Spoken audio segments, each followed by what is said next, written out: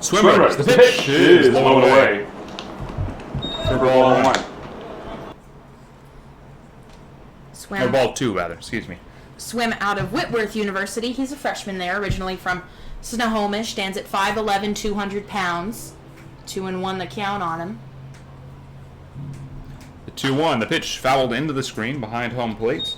And we'll do it again. We are back live now. We apologize for the technical difficulties, our hotspot overheating. We'll reset. 2 outs here in the top of the third inning. Merchants up 1-0. And Blaze delivers the pitch. This one is a chopper foul by Jackson Swim.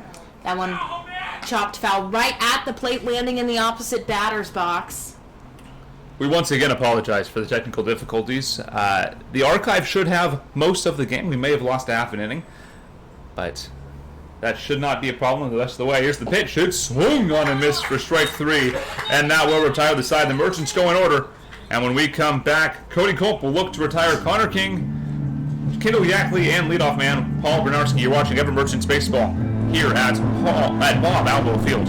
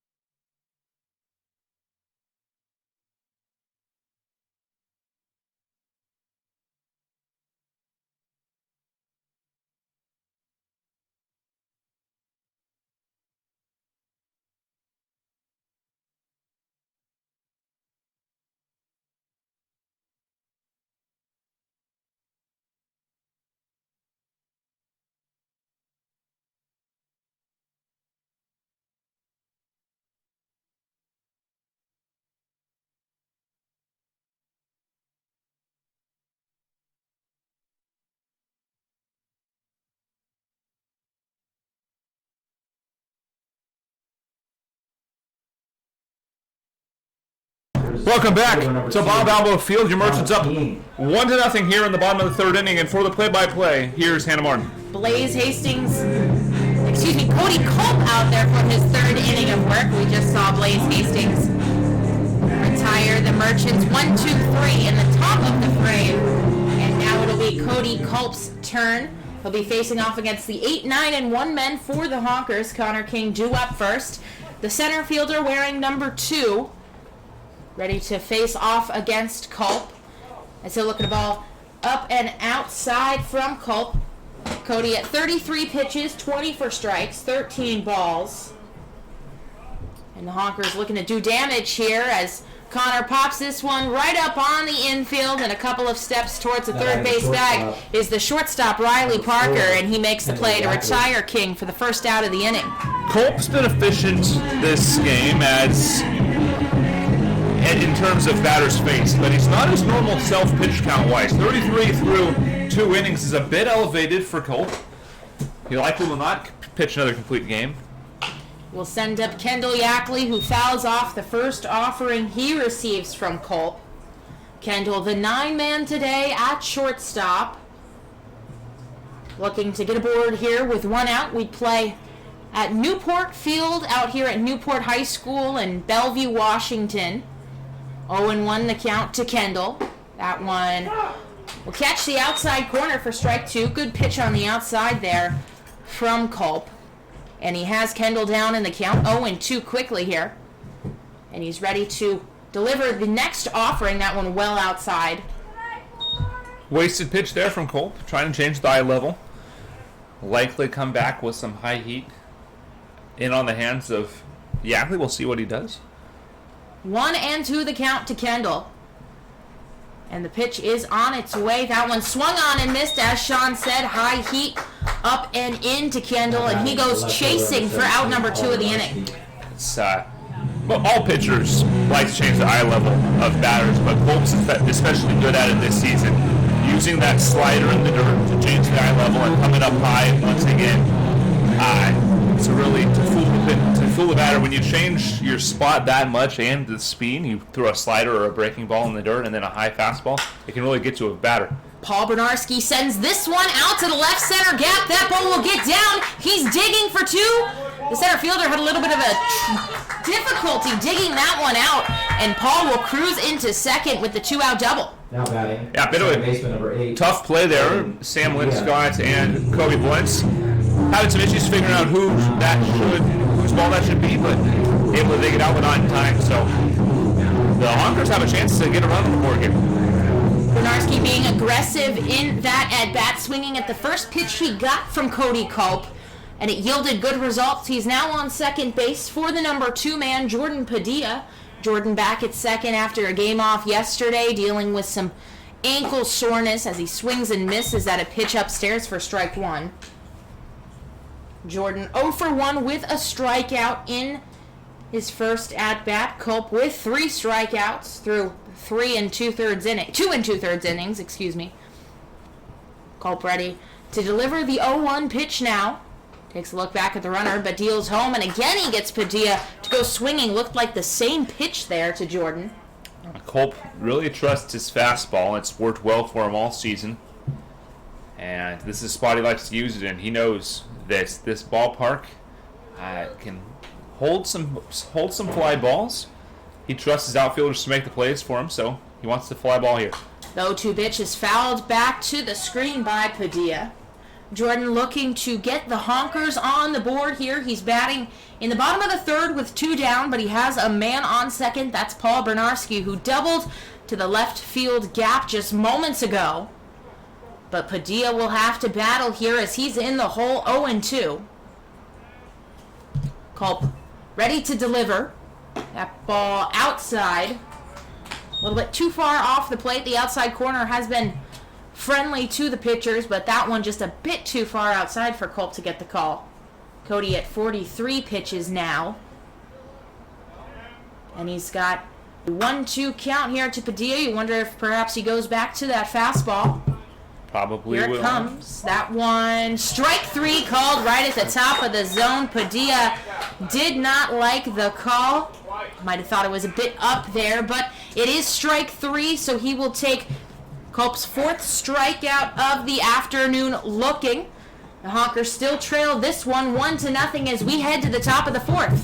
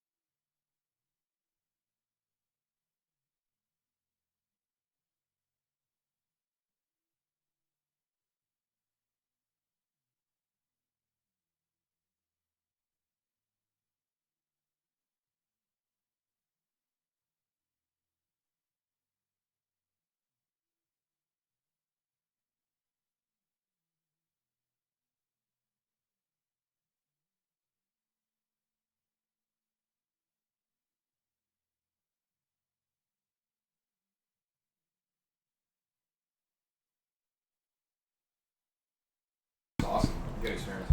Welcome back to Bob Albo Field here in Bellevue, Washington. Kobe Blunt. Kobe Blunt's leading it off in a 1-0 ball game. Merchants on top of the Honkers in the top of the 4th inning. 1 run on a single hit for the Merchants.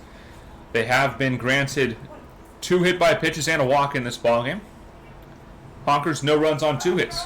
Here's the pitch to Blunt. It bounces in for ball 1. Through 3 innings of work, Blaze has allowed the 1 earned run, 3 strikeouts, 2 of them swinging, 1 looking, 1 hit, 1 walk, and the 2 hit batsman to the Merchants. Kobe Blunt sacrificed in a hit, or in the only run of the game. So it's called strike 1-1. So Kobe Blunt's yet to record a plate appearance, or an at-bat rather, but has an RBI. Everett getting that run back in the first inning. They had the bases loaded with 1 out. Looked like they were going to have a big inning, but Blaze holding them to just the 1 run. Blunt will hold up. He'll take a ball upstairs. 2-1. Windless day here in. We're at Newport High School. This pitch, a curving breaking ball, missing the zone. 3-1 to Kobe Blunt. He's looking to get aboard any way he can. I feel bad complaining about the heat because I know it's 100 degrees on the East Coast today, so Yeah. I'll stick with 80. Yeah, I'll take it. Check swing, but it's in the zone, and the count will fill at 3-2. It's 100 in Chicago, too. I was listening to the Yankee game, and they were talking about how crazy that was on my way here. That's just, that's why I don't want to leave Washington, you know? Yeah. The full count is swung on, fouled back into the backstop, and we'll do it again. I think Western Washington especially, the weather yeah. is just like all year round. Like, people complain about the rain, but you take it for, it never gets into the hundreds here. And frankly, it never really rains that hard. It's almost never raining enough that you can't do something outside if you need to, right? Here's the full count pitch. It's taken upstairs for ball 4. A full count walk to lead off the inning will bring up Jack Sheward, who's 0 for 1 tonight. Now batting the catcher, number 5. Every once in a while, like my parents are getting close to thinking about retiring in the next 5 or 10 years, and for a while they're like, we'll move. They wanted to move somewhere else, and the more they think about it, they're like, I don't know why we would ever leave Western Washington. It's the best weather in the world. It's a great area too. Yeah. I mean, you're on the ocean. You can go anywhere you want. You got Seattle. You can go to the big city, and it's like you got a whole bunch of fun little places all up and down the coast. First pitch of Jack is taken low for a ball. Runner gets back in time to first base. 1-0 counts. I mean, especially because I'm from up on Whidbey Islands, and they want to stick up there and maybe go over to Port Townsend. It's rarely over 80, and in the wintertime, it's rarely below freezing during the day. I mean, it doesn't get much better than that. So, I know we're bragging about our Western Washington weather, but it's the best. What can we say? Runner goes. The pitch is fouled away. Kobe Blunt had a stolen bag, but a spoiled pitch there by Jack Sheward. He thought he had a double off the wall there. That was a juicy-looking pitch that he just missed. I feel like it's the perfect sort of in-between. It's like that perfect middle ground for weather. It is. It's like the spring and fall in Pullman all the time. I was just going to say, especially you go over to Pullman and it's 100 degrees in August, and then there's like 6 feet of snow in the winter. I'm a fan of the 6 feet of snow. I know most people are not. The pitch is grounded to second base. It'll only be in time to get the one runner. A ground out, 4-3. Will advance Kobe Blunt to second base with one away and bring up Riley Parker. But the summers are brutal. I will say though, we are lucky we don't go to we don't go to Gonzaga or somewhere up in Spokane because they're about 10 degrees hotter than Pullman. Yeah. And that's just. And it's in the city too, and it's like then you have to deal with all the cars and the heat. Like luckily we're in the middle of a wheat field. Everybody's biking everywhere. It's perfect as this pitch bounces low and inside. 1-0 the count. Go up to Walmart, watch the sunset. Yeah. It is strange to like when I heard about that people would go to Walmart to watch the sunset. I'm like, come on now, that's ridiculous. You got to do it. It is a WSU tradition, and it's one of the most beautiful sunsets you'll ever see. That pitch fouled away. The Walmart in Pullman is up on this big hill, and so you go up there and you could just look out. I did it incidentally the first time I went. I had to go pick up a gallon of milk or something, and I went to Walmart. And I come out in the sunset, and I'm like, oh my goodness, this rivals West Coast, or this rivals Pacific Ocean sunsets. That pitch fouled into the screen. Really does. It's the craziest thing because people are you're going crazy out there in that wheat field, going up to Walmart to watch the sunset. It's gorgeous. Pullman has some of the prettiest weather all the way around. What can we say? Washington, best state. The 1-2 on the way, swing on miss by Riley Parker. Sits Parker down, 2 away. He'll bring up Mickey Coyne with Kobe Blunt on at second base. I feel like when the YouTubers are broadcasting and they have to say this video not sponsored. This live stream is not sponsored by the state of Washington. We're not the tourist organization of Washington. We have not been paid to say this. We would definitely say the same things if we were paid, though. Yes. So, Washington State Council of Tourism, we are here for you. Give us a call. This pitch low and away for ball 1. 1-0 the count. And I think you could argue that where we're at right now, even the great weather we have here in Bellevue, might be Seattle might have the worst weather on the west side of Washington. I mean, it gets the hottest in the summer. So, and that's saying something. Seattle has got some pretty good weather this pitch, low and away for ball 2. Blaze at 58 pitches now, 34 for strikes, 24 for balls, looking to strand the runner Blunt out at second. Coin today, 1 for 1. He is the only hit by the Merchants this ball game. We play on the top of the 4th. 2-0 the count to Mickey. Blaze looks in and delivers. The 2-0. It's low. 3-0 the count. I'm okay with that being a secret, though. The weather in Washington being nice. You know what? Stay away. Take you to California. That's fine. We'll stay right here in the best. I don't know how area. people live down in LA. No. It's just. Or how about the fastest growing, or one of the fastest growing metropolises as Blaze steps off in Phoenix? Yeah. How do you live in Phoenix? Yeah, they had 90 days over 100 degrees last summer. It's like, no, I'm okay. I will never do that. The 3-0 is low. A ball 4, 4-pitch walk to Mickey Coyne. We'll put runners on first and second and bring up Nick Anderson. Anderson 0 for 1 today, 175 hitter on the season. Nick Anderson. He'll put Patrick Chung on deck. Was working up in Bellingham for the Bells. I was subbing in as the PA, and one of the photographers came up and said that 61% of men who walk score. And that has stuck with me. That's a fantastic number. That is. Ball fouled away. What level of baseball? Just in general? At the pros. At the pro level? Okay. Well, I mean, still, you'd think that might be even higher at this level because your pitching isn't as good. Sure. That's a fascinating statistic. It Holy did. smokes. I mean, he must have told me 2 weeks ago, and it's still kicking around in my head. That's a good one. The 0-1 is taken low for a ball. Good stop there by Torres Moore. Torres Moore's had a solid night behind the plate, not letting a lot of balls go through him. Merchants have had 6 base runners, 3 walks, 2 hit by pitches, and a single hit. Here's the 1-1. It's upstairs. 2-1 the count.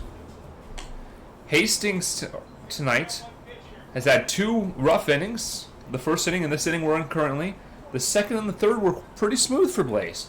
So we'll see if he can settle down and retire Nick Anderson. But first, a 2-1 pitch. He faced 4 men in the second, just 3 last inning, but now running into some 2-out trouble here is Blaze. Here's the 2-1. It swung on, fouled into the screen, nearly getting out of play, but it'll bounce back onto the field. 2-2 the count now. We have seen that the past couple of games from Honkers pitchers, getting the first 2 outs quickly in an inning, but then unable or having a hard time getting the 3rd out. Here's the pitch. It's swung on, lifted out towards left, going back to the wall. And the catch is made just in front of the warning track by Ball Bernarski.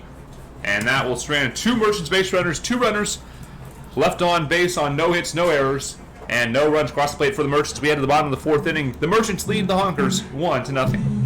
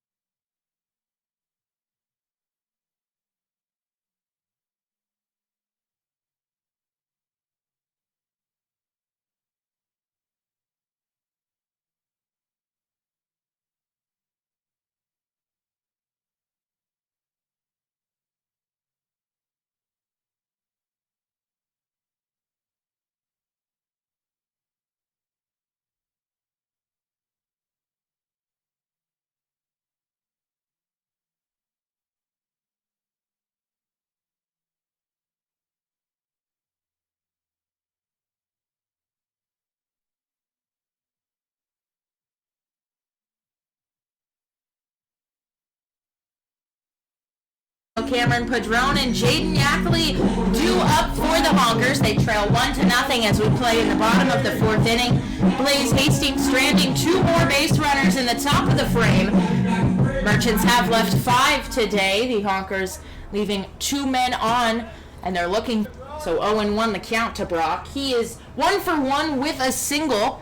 The only hit of Oh, excuse me, two hits on the afternoon for the Honkers. He's got one of them as that ball sails outside. Great game for Cody Culp so far, allowing only 2 hits, no walks, and has struck out 4 men. It's been Swim over to cut it off, and he will hold Brock to just a single, but he is aboard with his second single of the evening. Cody Culp, if you're listening to this in the archive, I apologize for the broadcaster's jinx. I won't do it again. It's happened a couple times this season where I've said, oh, it's been a great start for this guy, and the next pitch is a double off the wall. Like, oh, it's real. The broadcaster's jinx is real. Absolutely. Cameron Padron next up for the Honkers. 0 for 1 with a fly out, but he bats here with the best chance that the Honkers have had all afternoon to get a run across. He'll look at strike 1. It's Brock Bueno, the runner at first. Nobody down here in the bottom of the 4th inning. Honkers trail just 1-0.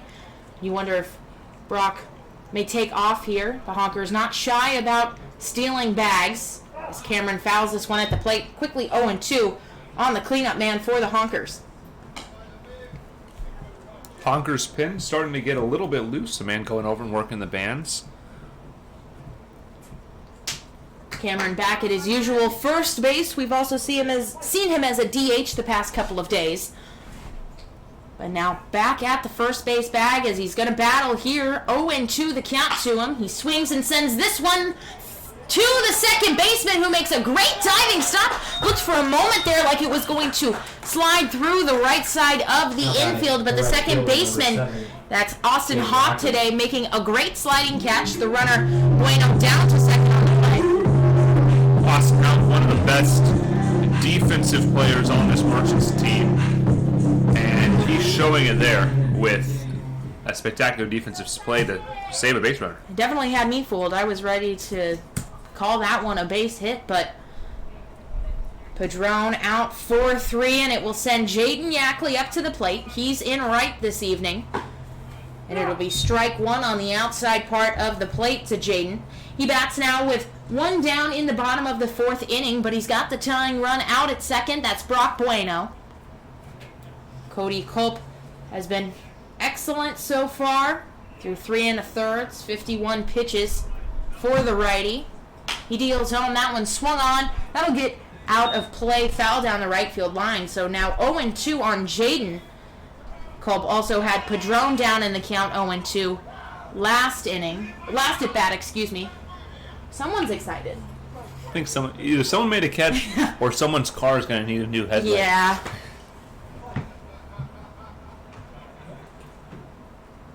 Some soft toss going on in the Merchants, or excuse me, the Honkers pen. It'll be 0-2 the count to Jaden, and he skies this one out to left field. That one going, and it is foul. Had the distance, but it faded foul at the last moment. That was a scary swing if you're a Merchant. All the fielders looked up. They knew there was no way they were getting that one back, but able to drift foul. So catch a break for the Merchants. Catch a break. So 0-2. The count holds on Yackley. Culp checks the runner back, now delivers. That one swung on and sent out to center field. It'll be Linscott settling under it. That one not hit deep enough for Brock to tag up on, so it'll be a harmless fly out for out number 2. Josh Schneider. Josh Schneider up next. He's 0 for 1 tonight. Flew out to left field. Culp pitching well with runners on. Has yet to allow consecutive base runners to reach an inning. Once he gets a man on, he retires everyone else he's faced. And he has yet to allow a man past second base. The Honkers and Josh Schneider hoping to change that. And Culp, very frustrated, an intentional walk issued to Josh Schneider. Talked with some of the pitchers, and they all, the Merchants intentionally watched Josh Schneider twice in the game in Everett last week, and all the pitchers hated it. They were incredibly frustrated. They thought they had the number, but right towards Moore, climbing to the plate with a chance to do some damage. We saw Josh hit a 2-run home run over the right field fence a couple of nights ago against the Studs, so the Merchants unwilling to take that chance as they will instead choose to face off against Braden Torres Moore, who will look at strike 1 on the inside part of the plate. Braden, the catcher today, as is par for the course. Splitting time with Zerbrug and Co. behind the dish. He's got an 0-1 count on him now. 2 down here in the bottom of the 4th. That one, strike 2 right on the outside part of the plate.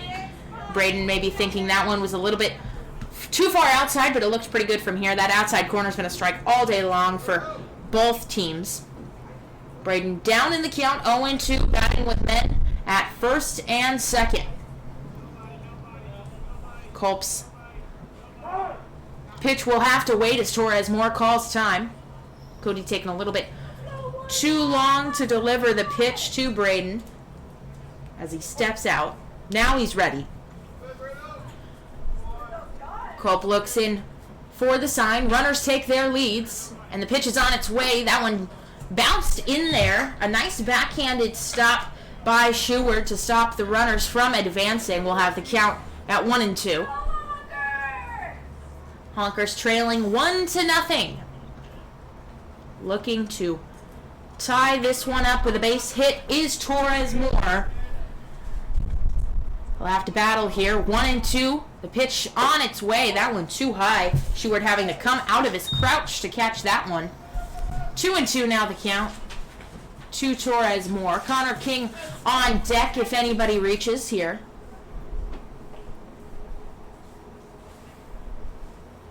Braden has struck out once in this game already. 0-1, looking to avoid that here. As the 2-2 offering is on its way, that one swung on and hit right to the second baseman, who gobbles it up and throws over to first to retire the batter. So the Honkers have a good chance to score, but they leave 2 men aboard at first and second. We head to the top of the 5th. Honkers still trail 1-0.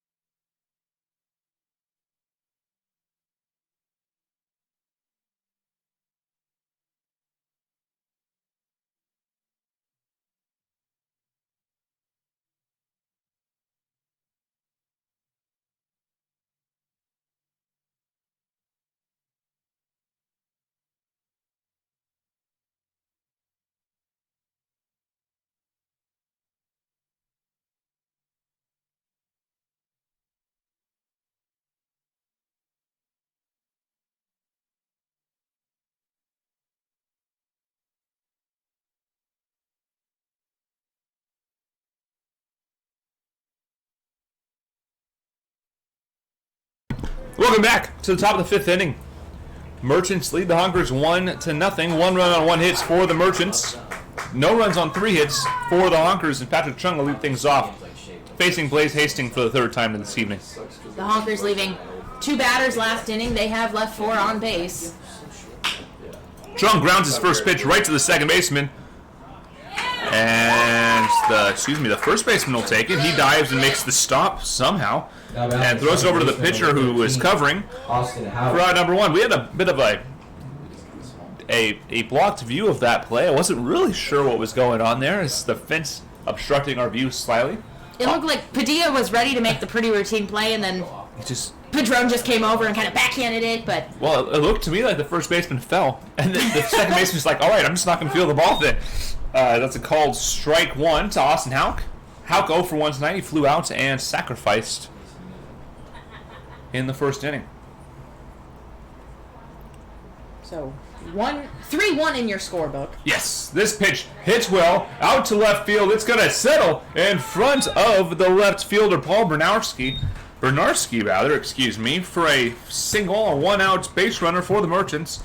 We'll bring up Sam Linscott. Adding a center fielder. That's just the second hit of the afternoon allowed by starter Blaze Hastings. Go ahead. Lynn's got 0 for 1 with a walk. He was stranded at third base in the first inning. This pitch upstairs for ball 1. On deck is Jackson Swim, 0 for 1 with a hit by pitch. Blaze looking to perhaps induce a double play here, get out of the inning. This pitch swung on, grounded just foul. Down the third base line. And the count goes to 1-1. 1-1 the count here to Sam Linscott. Hastings at 70 pitches, 41 strikes, 29 for balls. This pitch fouled away. Count goes to 1-2. For those of you following along on the Point Streak websites, you will now notice that fouls and called strikes are now being displayed as such, as new keyboard shortcuts are now available. And by now available, I mean I had now discovered them. This ball popped to the shortstop. Over to make the catch is the shortstop for out number 2. Country's a Pop big out plus. to the pop out to 6. Number of Jackson Swim with 1 aboard and 2 away. Hastings has only allowed the 1 run to score. He's done a good job with men on base today. A pitch missing outside. It's been a true pitcher's duel today. Really, the only true rough inning for Hastings was the first. He ran into a bit of trouble in the 4th inning, but he was able to get out of it. This is a well-hit ball. Out to the left center field gap, going, and it's off the wall. Austin Houck being sent home. Jackson Swim cruises into second base. An RBI double for Jackson Swim, and he'll double the lead to 2-0. Connor King kind of slipping out there in center field, and the ball clanging off the wall, getting away from him for just a moment. Swim probably would have scored either way. That one scorched out to left center. The runner with 2 outs was off at the crack of the bat. The 2-out RBI double from Jackson Swim will bring up Kobe Blunt, who has yet to record an at-bat. He's sacrificed and walked. He'll take a first pitch ball.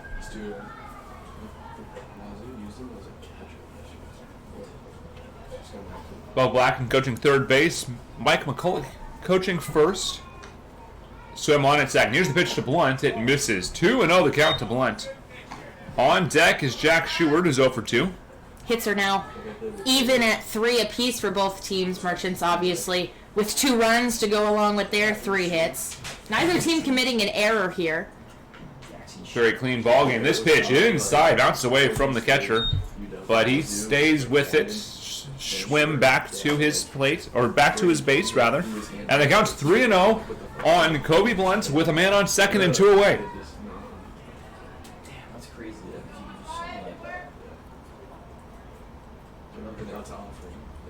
Blunt readies.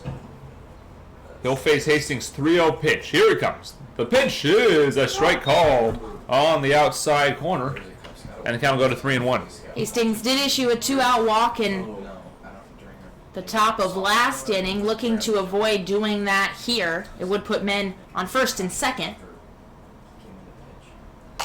This pitch is fouled away, and the count will go to 3-2. Full count. Jackson Swim should be on the move on the next pitch. Man on second, 2 away. 1 run has crossed the plate on 2 base hits. 2-0 the score. Merchants lead the Honkers. Big pitch for Blaze, looking to strand the 6th Everett runner of the day. Blaze comes to the plate. This pitch is lined into the right field gap. This one's going to get down for a base hit. Swim scores easily. Kobe Blunt digging for 2. He'll get there standing. And RBI double. Swim missed the plate at home, but able to go back and tag it in time. Another 2-out RBI double for the Merchants. This one by Kobe Blunt.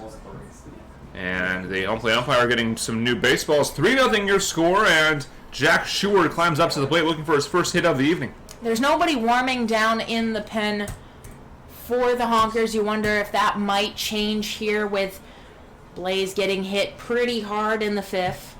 Sheward watches and takes a called strike one. 2 hard hit doubles to the left field corner and the right field corner, both for RBIs. Blaze comes home. This is a swinging strike. 0-2 with 2 away.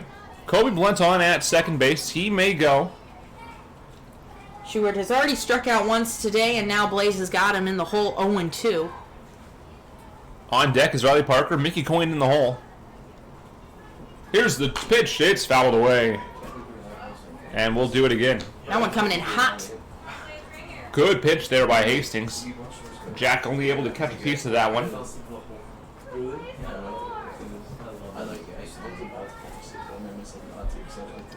Blaze Hastings looking to get out of the inning. Here's the 0-2. It's swung and fouled down. And we'll do it again. The runner Blunt was off on the pitch, but he will have to go back. Guys. A big spot for the Merchants and for Blaze Hastings. This could be a pivotal moment of this ballgame. 3 runs on 4 hits for the Merchants. No runs on 3 hits for the Northwest Honkers. Kobe Blunt. It holds. Check swing. It's a ball. And the count will go to 1-2. Good stop there by Torres Moore, keeping Kobe Blunt on at second base. Merchants pin is quiet as well, as Cody Culp has been dealing today. Sounds like we have a bit of a cheer going on somewhere down below us. Here's the 1-2. It's swung on and lifted out towards center field, over, and the catch is not made, and he ate a 3-bag error perhaps as Jack Sheward charges into third base. A 3-base error will drive in a run. He ate, the run scores, and it's 4-0 Merchants. He lost it in the sun. Connor King committing the error. A run scores, and Jack Sheward chugs into third base with a 3-bag error committed by Connor King. As my dad would say, that's why you got 2 hands, kid. It is indeed. This pitch taken outside. Riley Parker looks at ball 1. That one, it just clanged right out of the glove of Connor. He had it, but, oh, man. 4 runs on 4 hits for the Merchants. No runs on 3 hits and a single error by the Honkers. And a runner on third base for Parker. This pitch swung on and missed. And the count goes to 1-1.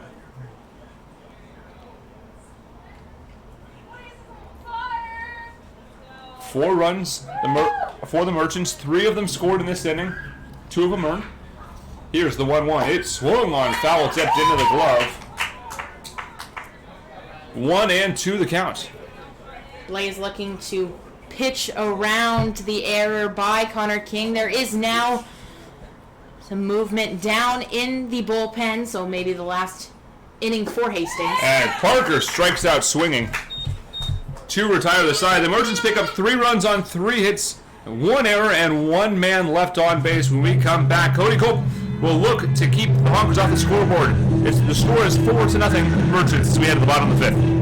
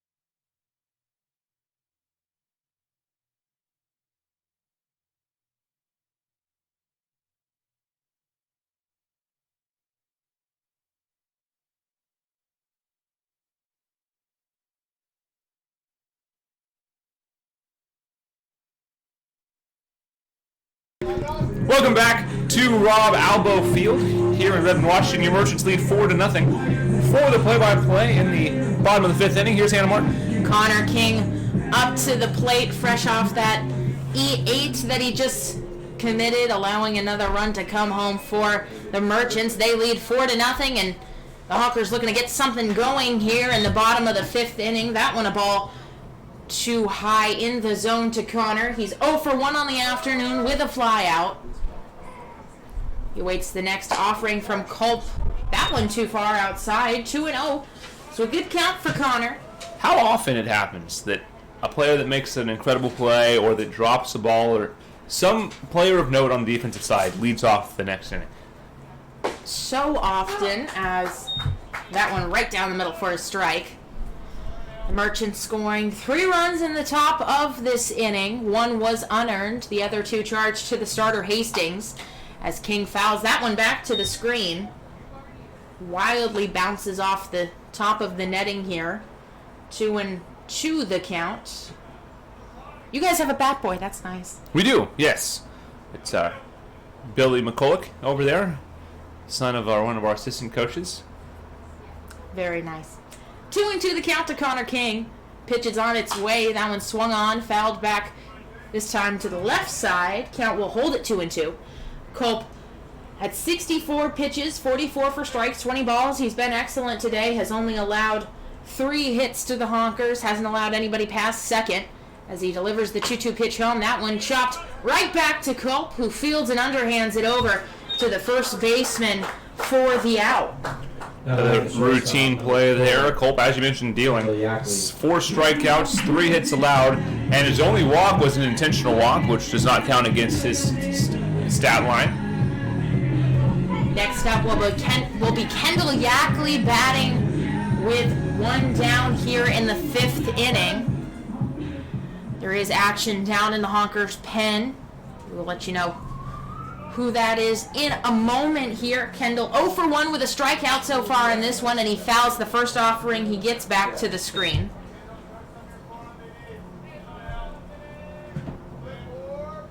Merchant's been still very quiet. This Culp is having a day. It is outfielder Ben David getting warm. That's who I thought it was, number 10.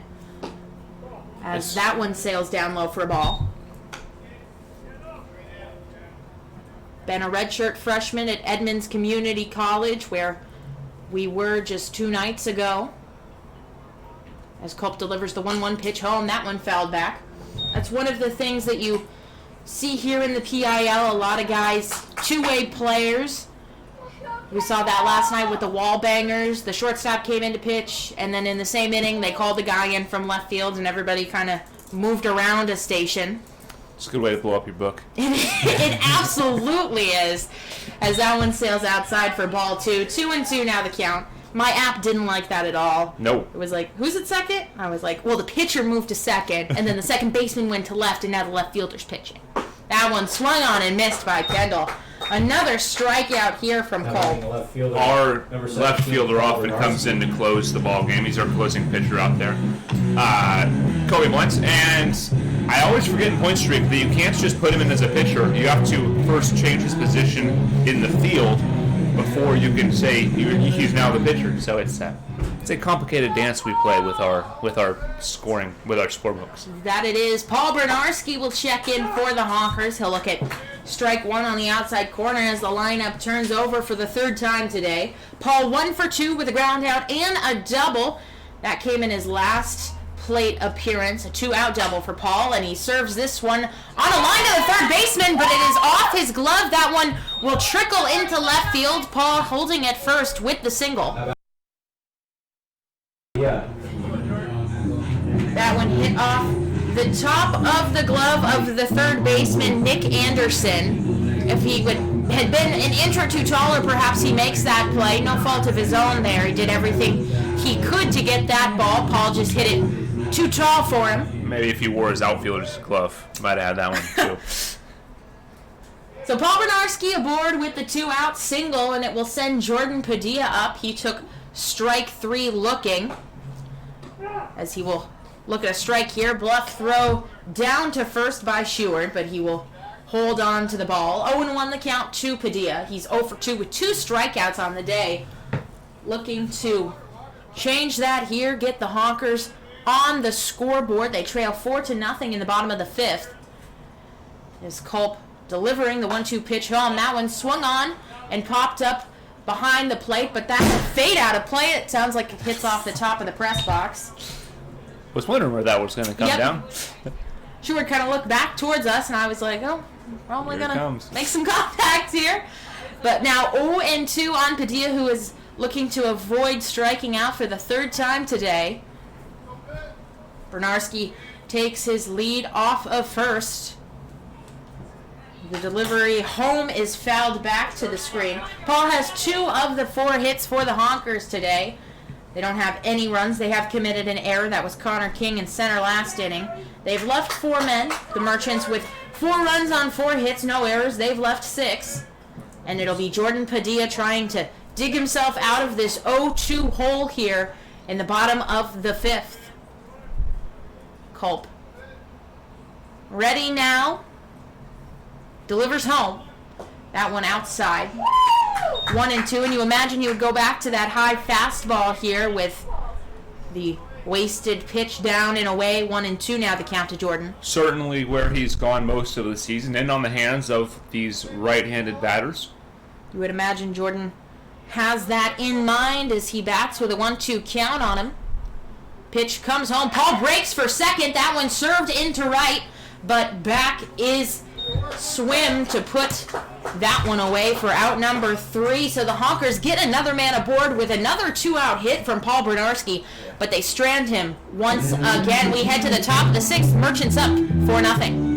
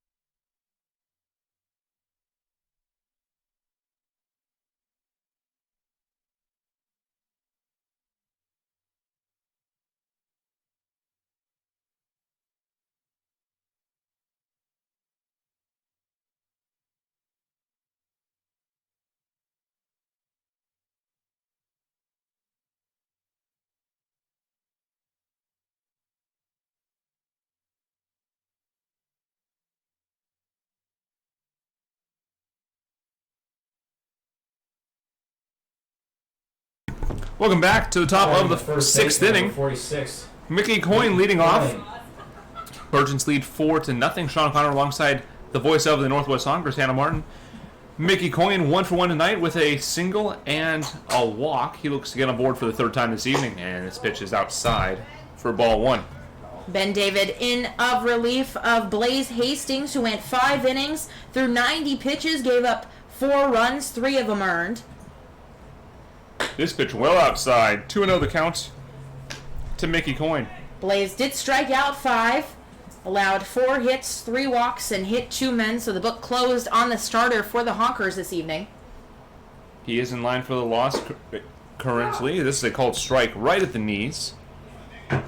Ben David, we usually see him in right field, but appearing in his 2nd game this season for the Honkers. He's only pitched in 2 innings, has walked a man, but that's it. This pitch popped up Over towards the third baseman, Brock Brano. Instead, the shortstop will take it. That's Kendall Yackley for out number 1. Now batting. The A third good baseman, start to number this 20, game for Ben. Nick Anderson. Bring up Nick Anderson, the third baseman. 0 for 2 tonight with a strikeout. He has battled, seen 5 pitches in each of his at-bats. 1 away, 4 runs on 4 hits for the Merchants. No runs on 4 hits and an error for the Honkers. This pitch is swung on, a little blooper caught by the third baseman. A line out to the first baseman. Looks like now the angle will bring up leadoff man, Patrick Chung. He's 0 for 2 tonight with a hit by pitch and a run scored. Just 4 pitches for Ben David, all he needs to retire the first 2 Merchants here. He is hitting 0.94, so might as well try his hand at pitching here for the Honkers. That ball missing outside.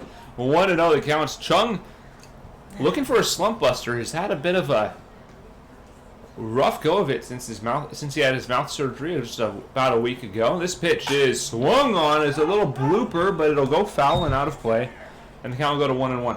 That was too mean. His mom's gonna come yell at me now. Sorry. You know, you gotta be honest. It's a factual statement. He's a good pitcher so far. He is. Here's the 1-1. It's upstairs. 2-1 the count. We sit so close to the fans, and usually the umpires, today we're a little bit farther back. They actually have a real press box here at Bo Albo Field, but we are still close to the parents, so. 2-1's low. 3-1 the count. We're a bit isolated in Everett. The fans apparently, I've been told, can still hear us, but the umpire cannot, which is good news in the PIL.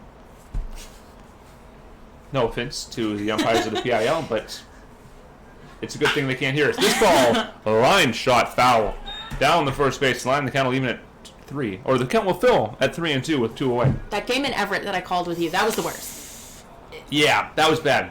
I won't say that's the worst officiating I've seen. It's the worst balls and strikes calls I've seen. Yes. Sure. This ball is swung foul right back at Coach Mackett once again. Him and Chung exchanged some friendly pleasantries there. Worst umpiring I've ever seen was against the Alaska Gold Panthers in Grand Forks. That was an absolutely brutal tournament. Ball 4 issued to Patrick Chung. And we'll get a one-out base runner for Austin Hauk. Hauk 1 for 2 tonight with a sacrifice bunt. He scored in the 5th. And you realize, this is the PIL. Maybe try and cut the umpire some slack, but man, there's just sometimes where it's just like there's no excuse here, man. No, especially for balls and strikes. Yes. This pitch misses. Outside, 1-0 count. A 2-man officiating crew, something we don't normally see in the PIL, unless I'm not missing an umpire, which I don't believe I am. They're hiding sometimes. Hauk takes a strike on the outside corner. He doesn't like that one. And the count will go to 1-1. Sounds like Ben's family is here today, so I'm gonna. Here's the 0-2. It's swung and fouled into the screen. There is action down in the Honkers bullpen. It might be Evan McKay. I always think I'm gonna buy some binoculars and bring them so I can see the bullpen today, and then I never. And now it's the 20th of January. Yep. The 1-2 on the way. It is swung on and popped up down the first base line. Will it get out of play? It will, off the netting. And a foul ball, 1-2 the count. Padron did catch it, but it hit the netting first, so that one doesn't count. Merchants were in a bad string of poor officiating, and there was a time where everyone on the Merchants would be convinced that would have still been called an out. Runner goes. The pitch is down low. A stolen bag for Patrick Chung. And the count is 2-2.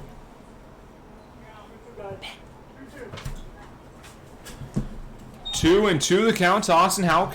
Sam Linscott on deck with 2 away and a runner on second in Patrick Chung. The 2-2 to Hauk is swung on, lifted out to left, on the warning track, looking up, it's gone! A home run for Austin Hauk. It gets out, and the Merchants extend their lead to 6-0. I didn't think that ball was getting out. It just kept going and carrying, And it found its way over the wall. 6-0 Merchants here in the top of the 6th inning. And what once was a pitcher's duel, it seemed like we were destined to be locked 1-0 until the end of this game. And the Merchants didn't like that. They said, you know what, we're going to do some damage against Honkers pitchers this evening. And now 6-0, the Merchants lead this one. Beautiful swing there by Austin Houck. Just getting it over the wall there. Looks like it was going to be caught all the way, but carrying just enough as Linscott takes the ball upstairs. An off-speed pitch, missing high. That is Austin's first home run this season. Not a lot of power in this squad, but good hitting all the way around, so it's good to see these guys get out of the park. This ball misses 2-0 the count. Linscott 0 for 2 with a walk. He was stranded at third in the first. Ben David looked good to start off this inning, got the first 2 outs quickly, but giving up the 2-run shot to Hawk here. This ball hit well into left field for a base hit. Sam Linscott stops at first base. He thought about chugging to second base. Not sure why. That ball was thrown in quite quickly, but able to get a single. And a 2-out base runner for the Merchants will bring up Jackson Swim. 1 for 2 tonight with an RBI, a run scored, and was hit by a pitch in the first. I was watching the Yankees-Rockies game this morning, only early game. This ball swung on, well hit out to left field, but it will get just foul. And the count will go to 0-1, nearly at the second home run in this ballgame. And Gleyber Torres hit a ball just like that one out to the left fielder, just a base hit, nothing more. And the left fielder just stood there with it. And so Torres took second on the play. And then they overthrew it, and the man who was on second came around to score. Gotta love bad baseball. Man. That ball misses to Jackson Swim. 1-1 the count. 1-1 the count to Swim. This pitch up and in. 2-1 the count on Jackson. Ben David having some issues with his command after starting the game out, or starting the inning out rather, with 2 quick outs. Sam Linscott might try to steal here. Here's the 2-1. It's swung on and lifted straight up. The catcher over to make the play, and that is out. The number 3, and that will retire the side. But the Merchants pick up 2 runs on 2 hits, no errors, and 1 man left on base. We head to the bottom of the 6th inning. Your score: the Everett Merchants 6 and the Northwest Honkers nothing.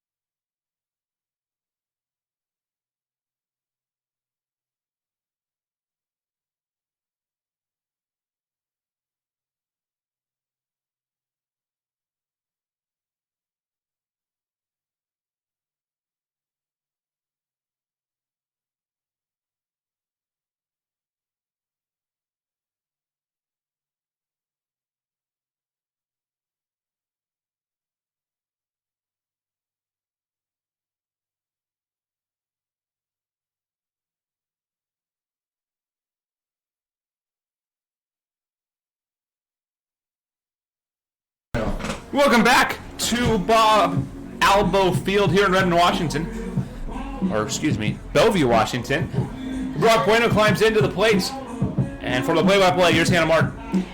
As Sean said, Brock Bueno digging in here for the Honkers. He will be followed by Cameron Padron, Jaden Yackley, and if anybody reaches, Josh Snyder, the man who Everett seems to just be terrified of, as that one will sail inside for ball 1. We are very afraid of Josh Snyder. We've seen Snyder intentionally walked 3 times in the past 2 meetings between these 2 teams, including once here today. He's a scary man. That one popped up to the shortstop. Parker is out, and he makes the play for out number 1 of the inning. Now batting the first baseman, number 19, Cameron Padron. First time Bueno has been retired in this game. He was 2 for 2 with a pair of singles. Excuse me, Cameron Padron up next, the first baseman, 0 for 2 with a fly out and a ground out in this one. He bats now in the bottom of the 6th inning. 1 out for the Honkers. They trail 6-0 now.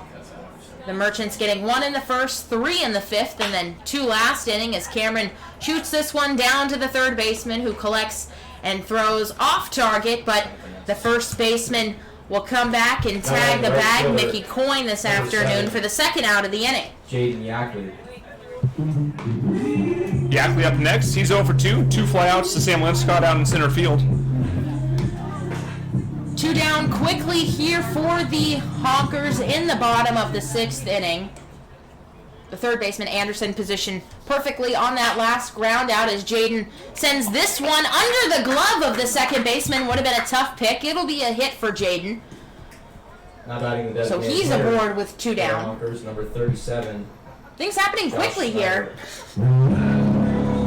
Boys were out quickly, and now Yackley aboard quickly as he was swinging at the first pitch. Padron also swung at the first pitch. He grounded out to the third baseman, and it'll send Josh Snyder up to the plate.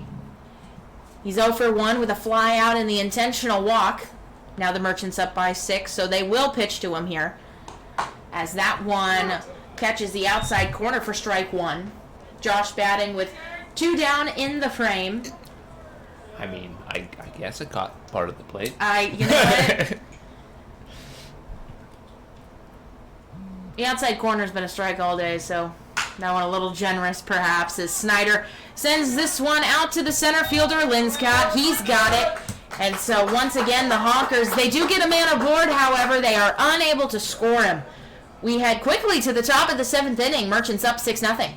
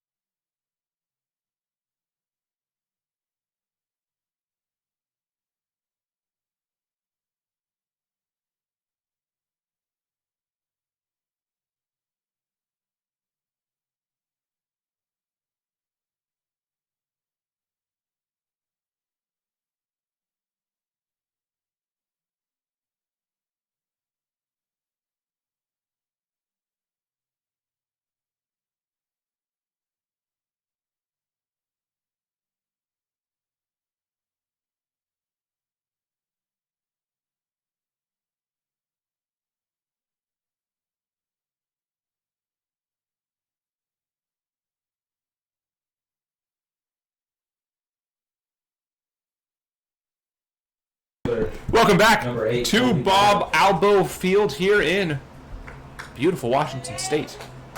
Kobe Bliss climbs in. He's 1 for 1 tonight with a double and scored an unearned run. He also has 2 RBIs and has walked. Ben David back out there for his 2nd inning of work. Gave up 2 runs last inning. Alex Schultz warming up in the Merchants pen. Merchants have 5 games in 5 days coming up here momentarily. This pitch is skied high. In comes the shortstop, Kendall Yackley. He'll make the play for out number 1. Merchants have a game on Sunday against City Baseball. They will then have either 1 or 2 off days, depending on the availability of the Seattle Wallbangers. And then 5 consecutive games in 5 days. So the Merchants likely looking to save Cody Kolb's arm slightly. They'll throw Alex Schultz here in the next inning, as this pitch well inside, up near the face of the catcher, Jack Sheward. He was not too happy about that. The Honkers have tomorrow off, and then they play 4 straight, and that's the end of the season for the boys. Season is quickly coming to an end. That's a a line drive rather to the shortstop. lots of early work Now batting. for the shortstop as Max Nealon will pinch hit for Riley Max Parker. Nealon. The Honkers will be at Edmonds Community College Monday and Tuesday. Then we go to Funko Field to play the Merchants on Wednesday, and we will be back here at Newport to wrap up the season on Thursday. You can join that game. For the Honkers fans, you can join that game here on this YouTube channel. Looks like we have a new batter, number 11, Max Nealon, pitch hitting here. We do indeed. Here's the first pitch to Nealon. It's a hard hit ball up the middle. It's a base hit for Max Nealon on the first pitch he saw in this ballgame. That one hit right back up the middle. Hard hit ball by Nealon. What's Tilly's first name? The Honkers, or the Merchants rather, last pitch inning hitting for the Merchants. doing their Big damage hit. with 2 outs. Hoping to avoid that here again is Ben David. Another pinch hitter, Jake Tilley, climbing in, replacing Mickey Coyne. The Merchants now out of position players on their bench. Coming in with a very shallow bench. Bo Blacken, assistant coach, is technically eligible, as is Mike McCulloch.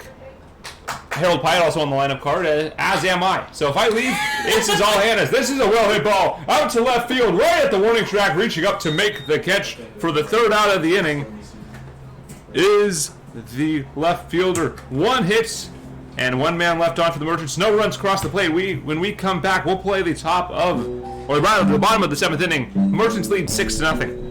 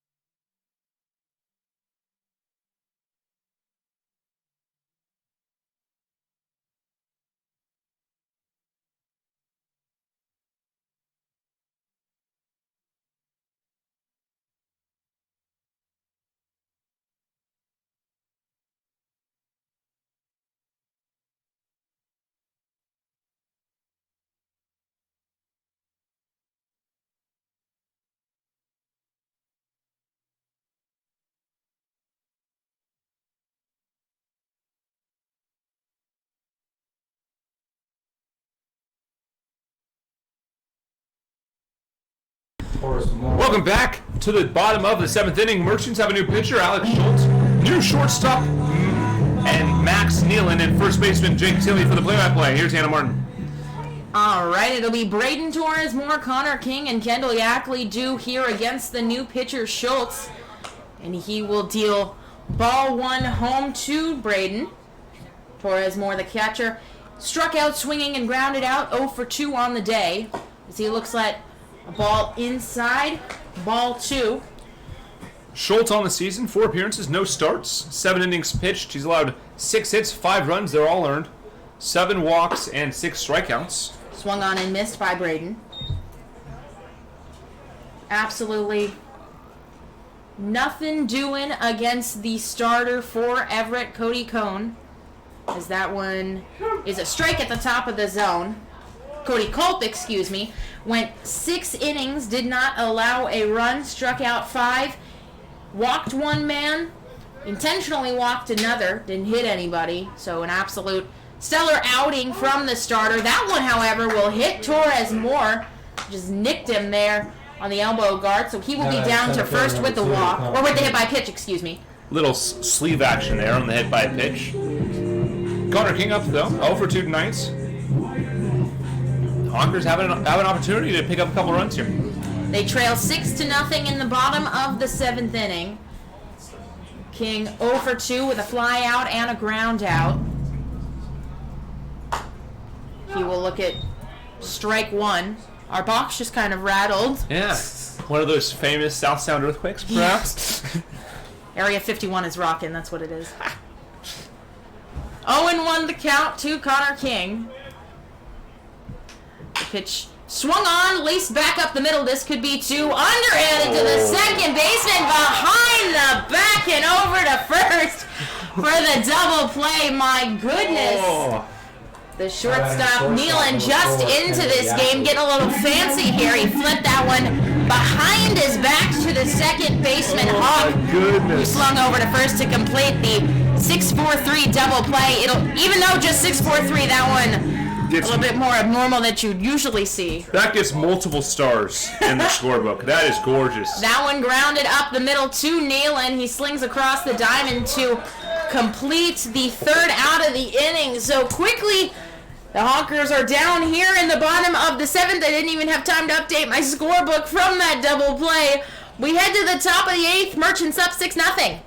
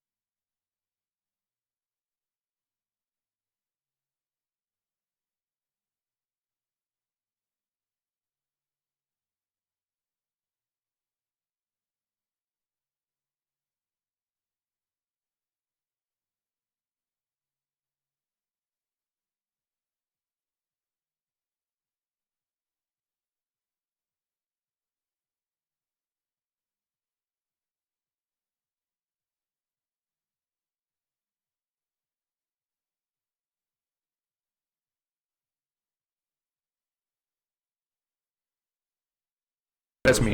Welcome back to Bob Albo Field here in beautiful Washington State. Nick Anderson leads off the top of the 8th inning. Merchants lead 6-0 over the Northwest Honkers. 6 runs on 7 hits. No runs on 5 hits and an error for the Honkers as this ball is outside. Nick Anderson 1-0. New pitcher is the catcher, Logan Coe. This is his first appearance for the Honkers. We'll see how this goes. This pitch is grounded right to the shortstop, throw over, and it's in time for the first out of the inning. So a good first batter faced for Logan Coe. It'll get a lot tougher with the top of the order. Patrick John and Austin Howe coming up next. We've had a right fielder appear on the mound for the Honkers in this one, and now the backup catcher, Logan Coe, out there. We saw him at catcher in the last 2 games for the Honkers, but now he will take a trip to the mound. Chung 0 for 2 with a walk and a hit by pitch. He'll take a ball outside for the first pitch of the at-bat. Merchants leading 6-0, 6 runs on 7 hits, no errors, 8 men left for the Merchants. This ball lifted into center field. Who's going to make it play? It's going to be the center fielder, Connor King, for out number 2. No runs on 5 hits, 1 error, and 6 men left for the Honkers. Austin Houck next. He's 2 for 3 with a single, a home run. 2 runs scored and 2 RBIs. He also sacrificed over a man in the first inning. A great night for Austin Houck. He'll look to add on here. First pitch is taken low for a ball. Quick first two batters faced by Logan Coe. Hauk looking to battle a little bit more.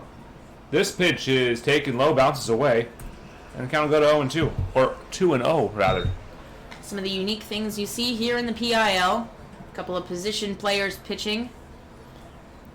Position player pitching, as the Cut for Twitter would say. The greatest thread of all time. This ball popped foul, out of play. 2-1 the count. I just moved my arms, also for the viewers. That's the meme on Twitter, if you don't have Twitter. If you do, look it up. Yes. It's fantastic. This pitch swung on, lifted, down the first base line and out of play. And the count will even at 2-2 with a pair of foul balls. Action down in the Honkers pen. Let you know when we spy a number. Here's the 2-2. It's taken for a ball. It'll fill the count. Hauk looking to get aboard for the third time this evening. This afternoon, I guess, as it is only 3:50. Here's the 3-2. It swung on a chopper over the head of the shortstop. That might have been on the fly over the shortstop, but regardless, a single for Austin Hauk. He's 3 for 4 tonight. Center fielder, number 22. With 6 Sam bases. Linscott. What a night for Austin Hauk, and Sam Linscott climbs in. Warren Yushinski, the pitcher warming for the Honkers. He's actually a pitcher, so. Linscott went for 3 with a walk. That's always good to put a pitcher on the mound. Here's the pitch to Sam. It's a strike. Called strike on Sam. 1 for 3 with a single, a walk. Stranded at third base in the first inning. On deck is Jackson Swim, who's 1 for 3. Coe comes set and delivers. The pitch low, bounces in there. Pops back up. At time to hold Austin Hauk at first base. Warren is a right-hander out of Bellevue College, a freshman there, so around this area, Warren calls home. 1-1 the count to Sam.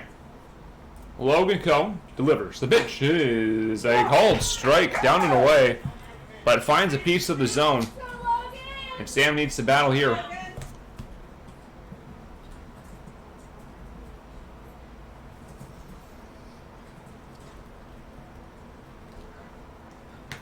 Linscott's the 1-2 pitch. It's up and inside. May thought he might have hit him, but he stands in. 2-2 the count with 1 aboard. Kind of leaned over the plate like it did hit him. Might have just pushed him off balance. Hauk likely to go here.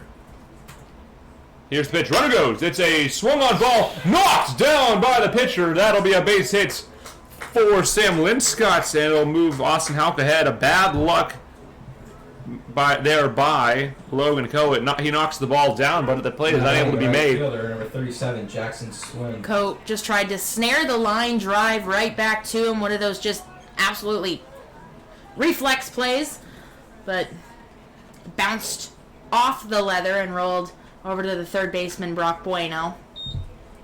1 for 3 is Jackson Swim. Oh, look at a ball outside. He's also hit by a pitch. He drove in a run on a two-out double in the 5th inning and came around to score.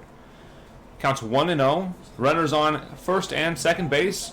Hauk on at second. Linscott on at first base. And Cody Culp in the hole.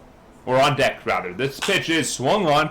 Slicing drive out towards right field. And the catch is made. 2 ends the inning. The Merchants strand 2 on 2 base hits. No errors and leave 2 aboard. When we come back, we'll play the bottom of the 8th inning. Your Merchants lead the Honkers 6-0.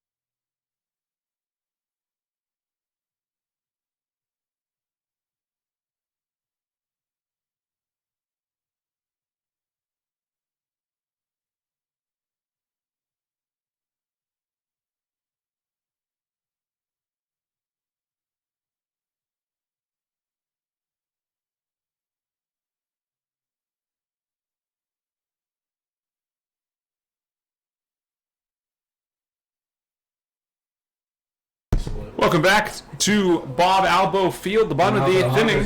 Honkers trail the Merchants 6-0, and for the play-by-play, here's Hannah Martin. Two up, Paul Bernarski, Jordan Padilla, and Brock Bueno, the top of the lineup for Marty Lawrence's Honkers. It is the bottom of the 8th inning, so this is who you want up. Coming down to close out the game here. They do trail by 6 runs, 6-0.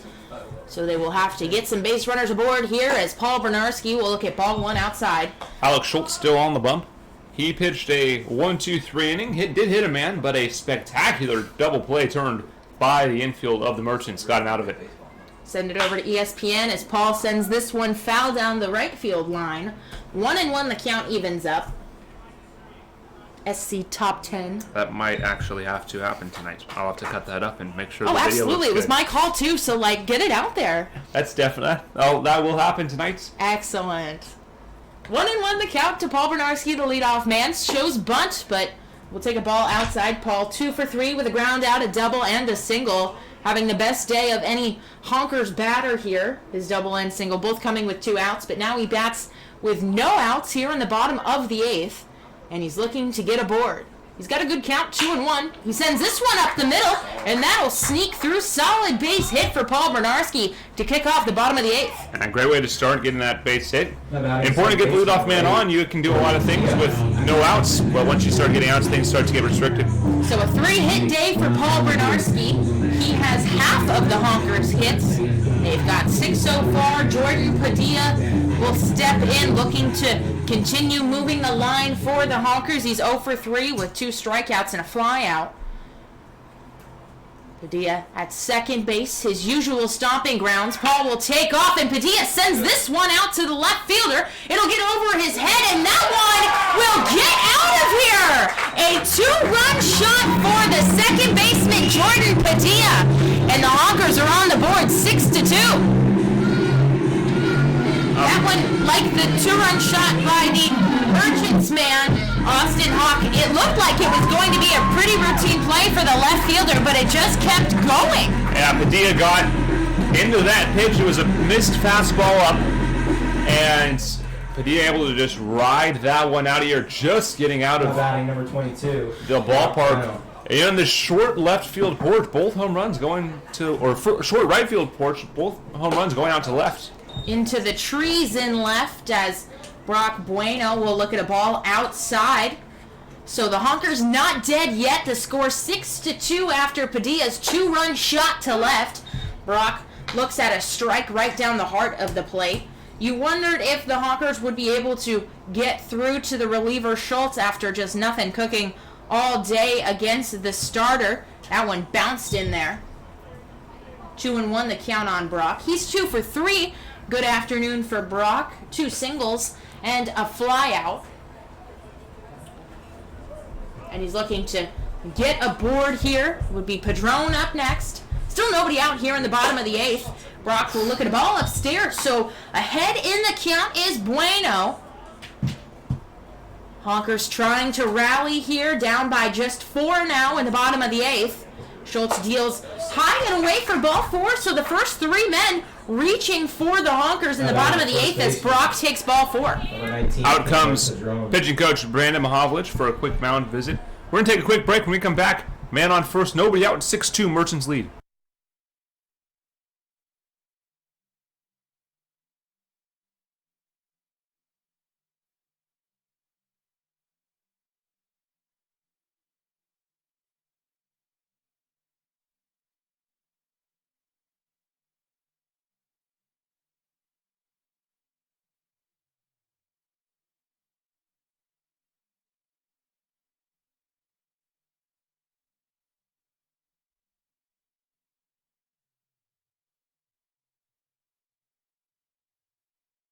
Welcome back. Nobody out, a man on first base. 6-2 Merchant leads the Honkers. And for the play-by-play, here's Hannah Martin. Cameron Padron, the next man to the plate. 4th man up in the bottom of the 8th for the Honkers. He'll look at a strike down and away from him. Nobody likes the officiating tonight. On either side. They do not. Brock Bueno, the man at first. As Padron down in the count, 0-1, awaits the next pitch from Schultz. That one up high for ball 1. 1-1 the count will run on the cleanup man for the Honkers. He's 0 for 3. A fly out and 2 ground outs. Pin's still quiet for the Merchants. They might think about using Kobe Blunt to close this game. He cannot warm up at the moment as he is in left field. Schultz deals outside. 2-1 the count now to Padron. So the Honkers looking to do more damage here. 2 runs already in via the home run from Jordan Padilla to left. Schultz deals home. That one missing down low, so another Honker batter ahead in the count here. Schultz having trouble finding the strike zone. 22 pitches now as he pitches in his second inning of relief. 13 balls and 9 strikes. And now Padron ahead in the count. 3-1 the count to Cameron, the first baseman, as he swings at what was probably ball 4 up and away from him, and he fouls it back. But still the count full to Padron, who bats with a man on at first. That's Brock Bueno. He took ball 4 just moments ago. Nobody down here in the bottom of the 8th inning. Honkers trailing 6-2, but looking to change that right here. It's the full count offering from Schultz is on the way. Runner takes off, swing and a miss at a ball outside, and Bueno will be in safely, and Padron knows he swung at a bad pitch there. He did indeed. That's a big first out for the Merchants, even though there was a stolen base. On that strikeout, it's obviously better to have runners on first and second. There is now action in the pin. Caden Rutger warming up for the Merchants. He's been the setup man for the Merchants most of the season. So Cameron Padron strikes out swinging for the first out of the bottom of the 8th, and it will send Jaden Yackley up to the plate. Still a good spot for the Honkers. They can get another run and make this a save situation. For sure, Jaden 1 for 3 on the afternoon, 2 flyouts and a single. And he's looking to drive a runner in as he lines this one to the left field gap. That'll rattle around down in the corner. Here comes the runner. He will score as Jaden cruises into second with an RBI double. And now the Merchants' lead has been cut in half, 6-3 now, as Jaden Yackley collects the RBI double. And Caden Rutger's going to start getting warm a little quicker as Alex Schultz having issues with his command. He's given up a couple of big hits. And we might be seeing another intentional walk, but we will not, as Josh Snyder climbs in. If he was a tying run, perhaps, but the Honkers trailing by 3 as Snyder will look at ball 1 down by his toes. Josh, the DH, batting with a man at second. That's Jaden Yackley, who doubled just moments ago. Josh 0 for 2 with 2 flyouts and an intentional walk in this one. I wouldn't hate the intentional walk in this situation. Runner takes off, pitch swung on and missed. Ooh. Jaden will get in there safely. He kind of stopped himself, but then came over the top with the hand. I made the motion before I got the words out, as he gets in there safely with another stolen base for the Honkers. Luck was on Yackley's side there. It His was. throw was offline. If it was online, he's out by a step or 2 because of the bad slide. But a runner on third now. A dangerous play, but it pays off for the Honkers as the count goes to 1-1 on the batter. Snyder now batting with Yackley at third. That one misses outside. We've seen that called a strike today, but 2-1 instead to Snyder. We have seen a close strike today. Who is DHing now. The pitch on its way. That one well outside for ball 3, so the count in Josh's favor. An out would score the runner, who is now down to third. It's Jaden Yackley. Quiet warning that a first base is open. And no longer is first base open, as Josh Snyder will trot down to first base, and it will send up all of a sudden the tying run, Braden Torres Moore. That was a bit of a planned walk, I think. On when it got to 3-1, you were not going to challenge Josh Snyder with a fastball. So a breaking ball misses outside, and the tying run comes to the plate, Anna. This is a wild game.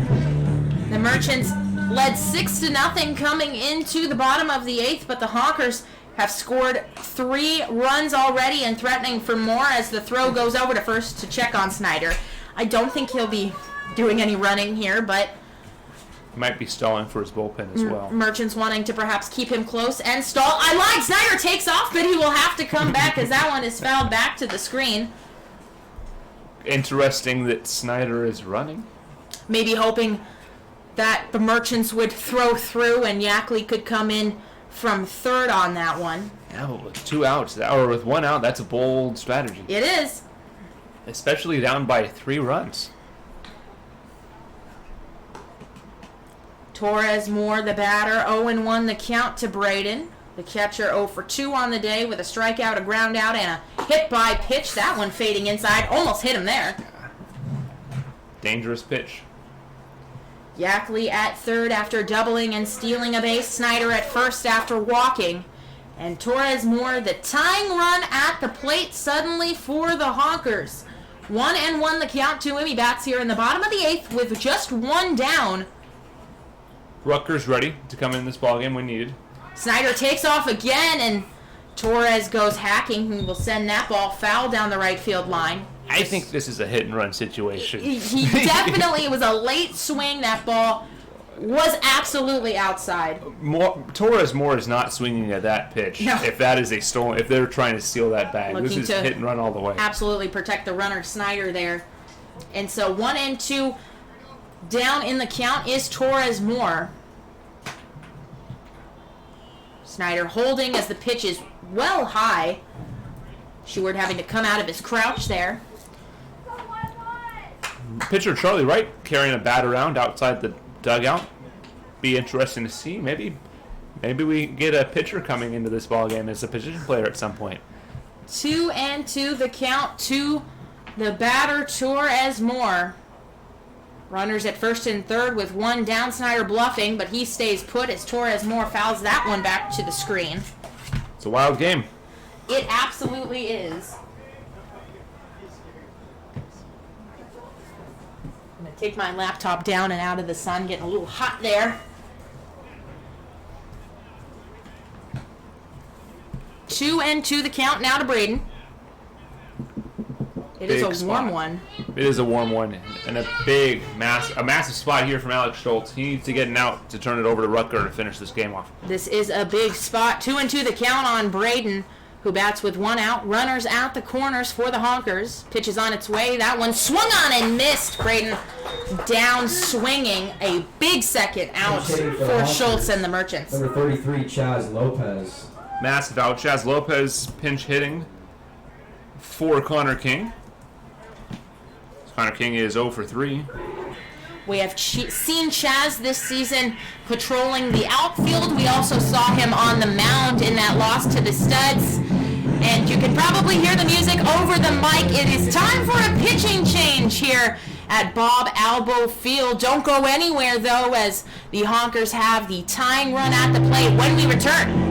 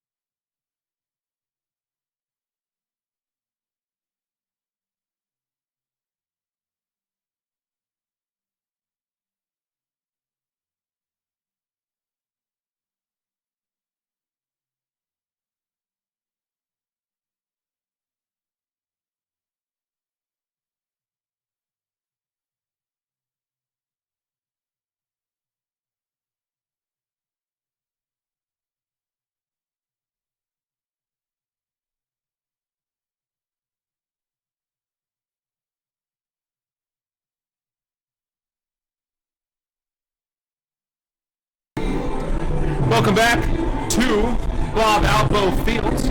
Sean O'Connor alongside Anna Martin. Runners on the corners, 2-ounce new pitcher King Rutger, affectionately known as Alaska for the Merchants, as he hails from the state of Alaska. 8 appearances, no starts, 9 in the third innings pitched, giving up 5 runs, 4 of them earned. 4 strikeouts and 2 walks, a 1-1 record, and a 3.85 ERA for the play-by-play. Here's Hannah Martin. He's facing off against the pinch hitter, Chaz Lopez, in for Connor King. And he will swing at the first pitch he sees. He sends this one out to the right center gap. That ball is down. Here comes Yackley. He scores. They will hold Snyder up at third. Oh, he got too far away from the bag. He's in a run down now, and he will be tagged out. So a big blow for the Honkers there. They were about to be set up with second and third, but Snyder straying too far from the third base bag, and he is the third out of the inning. However, the Honkers do score 4 times as we head to the top of the 9th inning. Everett up 6-4.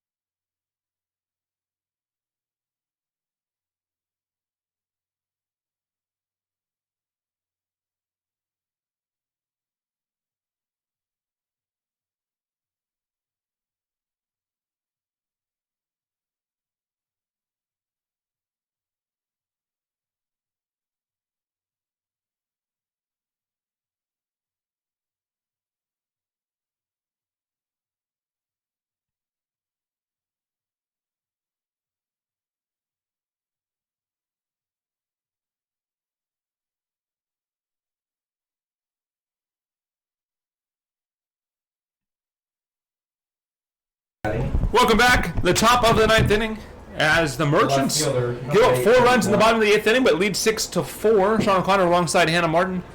Kobe Blunt leads things off. Chaz Lopez out in center field taking over for Connor King. This pitch down low, 1-0 the count. That could have been a lot worse for the Merchants, but the Honkers shooting themselves in the foot as Snyder strayed too far off the bag. This ball well hit to center field, but right to Chaz Lopez will make the play for out number 1. A bad singe there by the third base coach. And it's Marty Lawrence, the manager down there. He was sending Snyder all the way, and then at the last moment, holding him up, Josh couldn't get back in time. In fact, he would have at that point been better just sending him. Yep. Making the play at the plate, because it would have been a relay. The third baseman had it. He would have had to throw it to the catcher. That could have been a tough play. As the catcher now, Jack Sheward, takes a strike 1. You got to figure a guy of Snyder's speed, he's not going to score on that ball, so you hold him all the way. Just a tough break for the Honkers. The second one here. And a base hit over the head of the third baseman. Sheward held at first.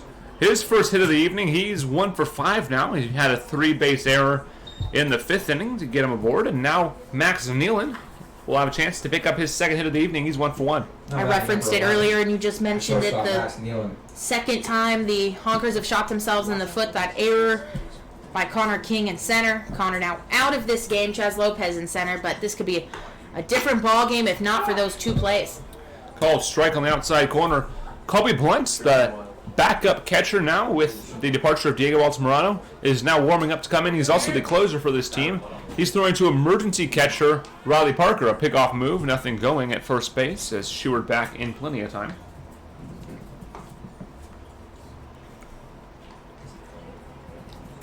Logan Co. looking to keep this a 2-run game as we head to the bottom of the 9th. But first things first, Nealon will take a ball, and it's a wild pitch. Getting by the catcher. That'll send the runner to second base, and a 1-1 count on Max Nealon. Probably a ball that Torres Moore should catch there.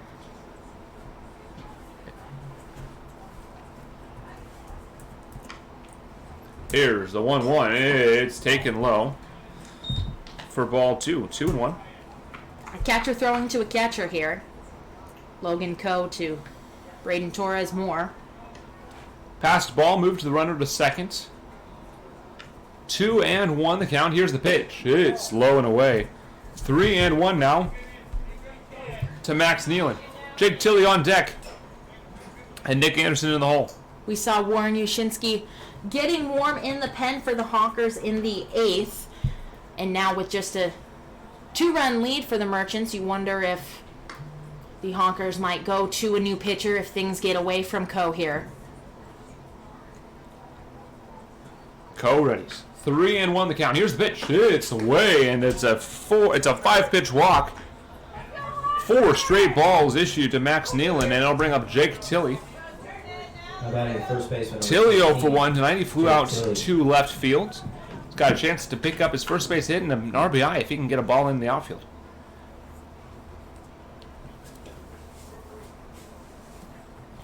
Tilley will be followed by Nick Anderson and Patrick Chung. Here's the pitch. It swung on and missed. Back pick to second. The runner goes and he'll take the bag. That was a strike called stolen bag. Beautiful play by the runner at second base, Jack Sheward. He gets third base as the throw was to second instead of the third. Jack taking it easily. And an 0-1 count on Tilley. Runner goes and it's fouled away. 0-2 the count. Nealon had second stolen. And now 0-2 the count to Tilley. Possible double steal going here. Nealon's going to be going all the way. Merchants trying to take the double play out of order. Big off move. Nealon back in time. He had to think that was coming after Harold Pyatt loudly announced for Jack Sheward at third base to watch the throw. Would have been interested to see Jack take off on that pickoff move, perhaps. Might have been able to snag home. Coe readies. Runners on the corners. Runner goes. The pitch is lifted foul down the first base line, out of play. And we'll do it again. I was watching the Red Sox the other day, as I always am, and they were playing the Blue Jays, and it was this guy that they had just called up from AAA pitching for Toronto, and he yelled the pitch he wanted to throw at the catcher, and the catcher's like, the batter can hear you, so then he went out to talk to him. Pickoff move, not in time. You gotta love minor league mistakes in Major League ball games. He's like, slider. He's like, what? Please. Here's the 0-2. Swung on and missed. For strike 3 in the second out of the innings recorded, it'll bring up Nick Anderson. A big strikeout of the number 8 man for Everett, and it sends Nick Anderson up to the plate now with 2 outs, so the infield back. Don't have to worry about the double play now. Able to get an out at any base with men on the corners. Anderson 0 for 4 tonight. He'll check his swing and take a called strike. Sounded like that ball hit the turf. But 0-1 the call. Anderson 0 for 4, strikeout, fly out, line out, ground out. He's got the perfecta. He does. The 0-1 on the way. Runner bluffs. This pitch is low. Looked to be the same pitch. Different call. 1-1 the count. Runners on the corners. Sheward on at third base. And Max Nealon on at first base. You gotta get this man if you're Coe. You do not want to face Patrick Chung with men on here. And they've got Nealon picked off. Jack Sheward coming to the plate. And he is out at the plate. 1-3-2 the putout. Jack Sheward caught stealing. That was a closer play than it looked, but the third out is recorded nonetheless. We head to the bottom of the 9th inning. It's closing time. Gabe Rucker headed back out to the mound. 6-4 Merchants lead the Honkers. We head to the bottom of the 9th.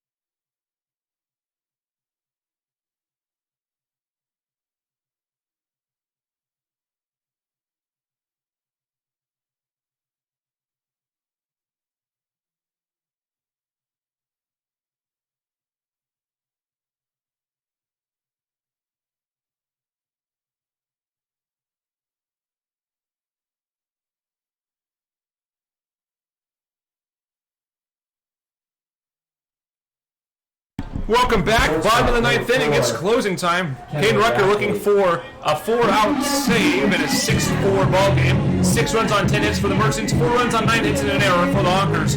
And for the play-by-play, here's Hannah Martin.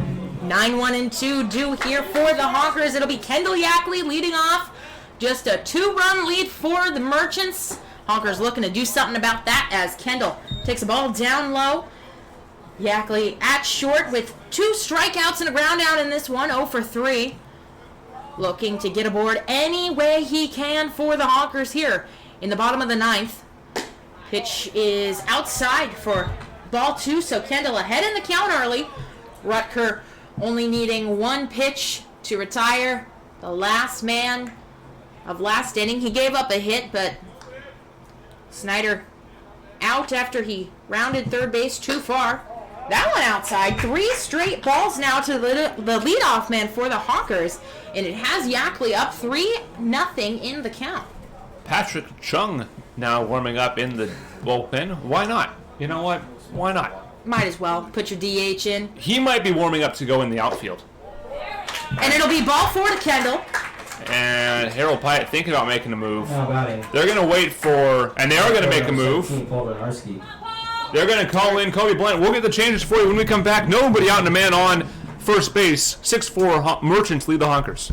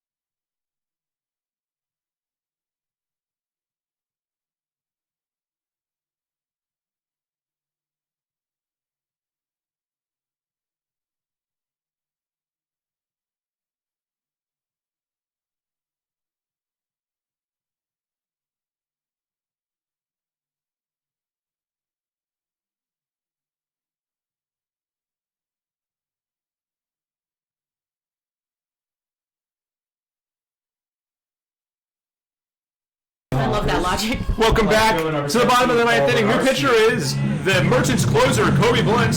He comes in to replace Caden Rucker, and the designated hitter Patrick Chung will move out to left field. He's the everyday, or he splits time at second base traditionally with Austin Honkins his first out action in the outfield. We'll see how that goes. Runner on first base. He's the tying run at the dish for the play-by-play. Here's Hannah Martin. Paul Bernarski is that tying run, and he will look at ball 1 well inside from the new pitcher, Kobe Blunt. 5 straight balls issued by Merchants pitching. Some fun defensive changes in this one for you. Emphasis on fun. Blunt delivers home. That one outside. 6 straight balls now. Merchant pitching. Lucky we are not at Texas A&M. Oh, man, that would be rough. Or in Grand Forks with the Merchants in the right field bleacher seats. Runner takes off. Ball is a strike, and that will be a stolen base for Kendall Yackley. The throw looped a little too much air under that one to get the runner. Yackley, who is down to second on the stolen base, and it'll be 2-1 the count to Paul. Nobody out here still. An excellent chance for the Honkers to get back in this one. Blunt calls time, asks for his battery mate to come out. They're going to go over some signs, I would imagine. Decide what they're going to throw to Paul here. Bernarski 3 for 4, so a dangerous hitter. A double, 2 singles, and a ground out for Paul. Harold Pyatt pacing anxiously at the opening of his dugout. Notes this is a massive game. Merchants win this game. They win the season series against the Honkers. A loss, and they would have to win in Everett on Wednesday. came into the 8th, up 6-0 as Paul chops this one out to the shortstop. Runner does advance. Paul will be out 6-3 on the ground out. How about the second baseman? I think both sides will take that. Honkers like a runner on third base as a sac fly would tie the game or would cut a run would cut the lead. But the Merchants take the out. And now Jordan Padilla coming to the plate. He kicked off the Honkers scoring with a big 2-run blast last inning. Blunt deals outside for ball 1. As I was saying, the Merchants coming into the 8th inning up 6-0. They gave up 4 runs in the 8th. And now the Honkers threatening for more here as Padilla will take strike 1 at the bottom of the zone from Blunt. Blunt's going to be careful with Padilla as a walk's not the end of the world here. You put the double play back in order. That one a strike on the outside corner, so Blunt not even considering the walk here as he's got him 1-2 now. Padilla 1 for 4 with the home run, 2 strikeouts and a flyout. And he awaits the 1-2 offering, swings and fouls that one back to the screen. The Honkers need 2 to tie here in the bottom of the 9th inning. There is 1 out as we play at Bob Albo Field at Newport High School in Bellevue, Washington. And Jordan Padilla looking to tie this one up, or at the very least get the man home as he takes ball 2 upstairs. 2-2 the count. Massive spot for both teams here. This at-bat could change the tenor of this ballgame. Padilla, the tying run, awaits the 2-2 offering from Blunt. That one high. So now the count full on Jordan, who has battled back. He was down 1-2 in the count, and now the count is full for Kobe Blunt, who delivers. That one well inside. And so he has walked him. So Sean was right. I'm wrong again. Third baseman number 22. As Padilla walks, the double play in order now for the Merchants, but Brock Bueno, the man at the plate, Not 2 how you for want to 3, see. 2 for 3, 2 singles, a fly out, and a walk for Brock. He has speed, so it would be tough to double him up, but a ball hit right at somebody would do it. Yackley, the runner, at third, and now the go-ahead run coming to the plate for the Honkers. Brock looks at a strike out of the zone. Now the winning run at the dish. It would, you are right. It's a scary spot for Kobe Blunt. He's perfect in safe situations, 5 for 5 on the year. Would not be a good spot to blow it. Honkers wanting to turn that upside down as Kobe takes a look over at the runner Padilla at first, but is ready to deal home now. That one getting away from the catcher. Yackley holding at third, but Padilla will scoot down to second. So now the tying run in scoring position. Padilla with good speed, so a base hit might just tie this game up.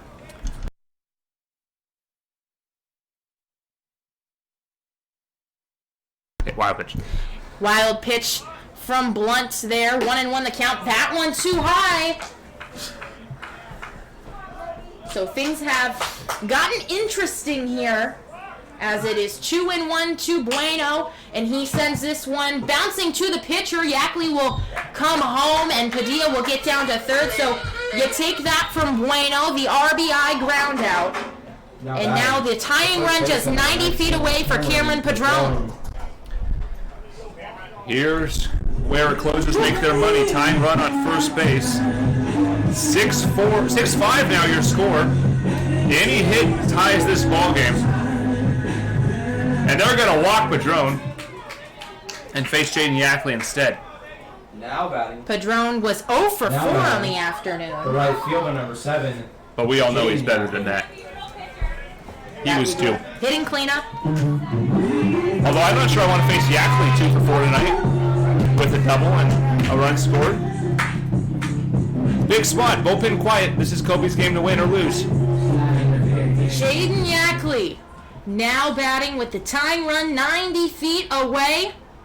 2 down in the bottom of the 9th inning. Kobe Blunt ready to deliver.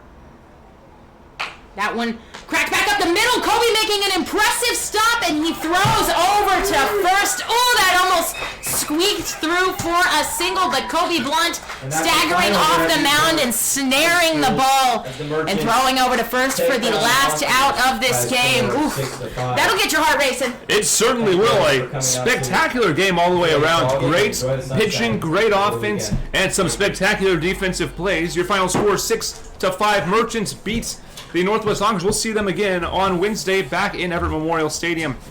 Until then, I'm Sean O'Connor alongside Hannah Martin. Good night, everybody.